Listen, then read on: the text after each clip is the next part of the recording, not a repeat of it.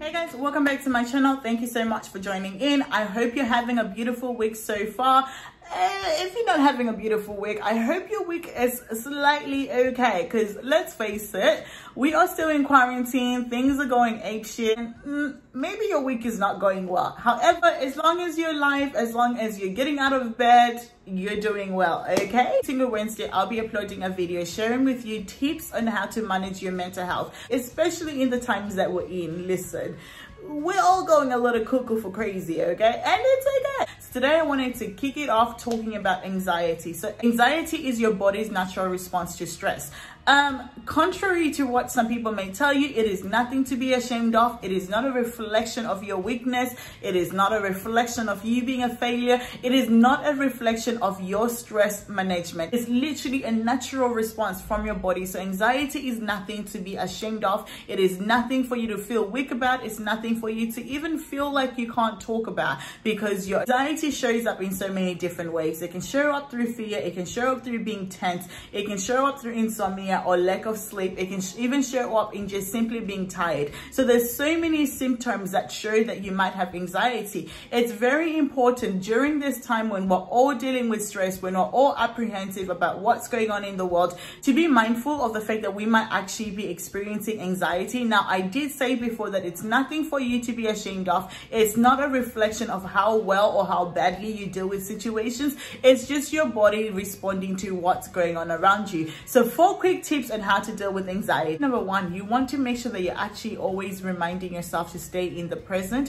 When you're anxious, it's because you're worrying about the past or you're worrying about the future. You want to make sure that you're practicing mindfulness to bring yourself back into the present day. At the end of the day, the reality of it is you can't do anything to change the past and you can't do anything to control the future. The only thing that you can do is to work on today and do the best in the moment. Number 2, you always want to monitor your thoughts. Practicing mindfulness helps you to monitor your thoughts.